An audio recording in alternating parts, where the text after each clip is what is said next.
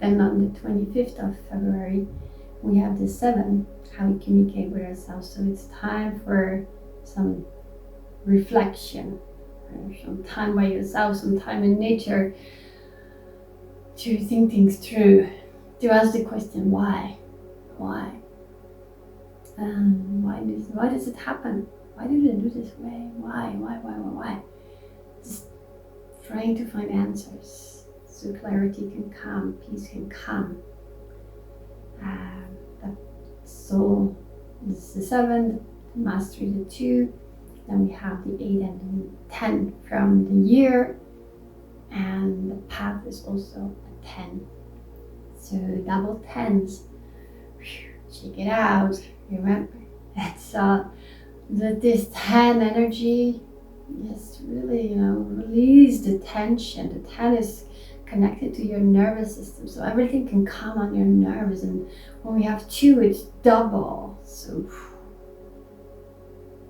remember that everyone is just walking on their toes. It's so much like fiery and electric energy. You can just feel it, right? So relax, process it for yourself,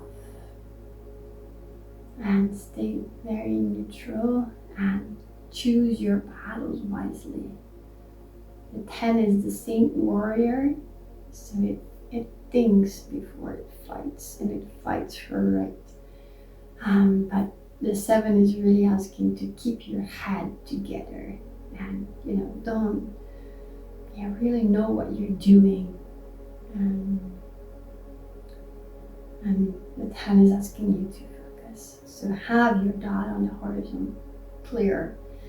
Make this archer pose. Just stand in it for a few moments and see where do you want to go? Where do you see yourself? Where's your light shining? Where can you contribute to the bigger whole?